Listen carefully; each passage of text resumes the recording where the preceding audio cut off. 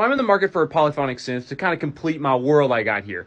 But in the meantime, before the budget comes around, I'm using this, which is just a MIDI keyboard. Let me explain. The majority of this area is controlled by this guy here, the KeyStep Pro, all by MIDI. So the purpose of this is to not use a computer. I can spit ideas out without having to record it necessarily. I can just kind of get things out of my head. So I set it up with arranging in mind. I've got a mono synth, I've got a drum synth, I've got an FM synth, and I wanted something to do pads, polyphonic stuff. It's also all connected to these outboard effects, so yet again, I don't have to boot up the computer in order to get effects on it. Short story long, I'm running a MIDI keyboard into a laptop, out into the patch bay here, where all the other synths come into as well. Does this defeat the point of not using a computer? Perhaps. But once I set it up, once I launch Analog Lab, I'm not looking at it. I can just control everything from the MIDI keyboard. I know the lighting's just great in here. I'm gonna work on that. But I can sequence this piano on the sequencer, and then all of a sudden, put it through effects.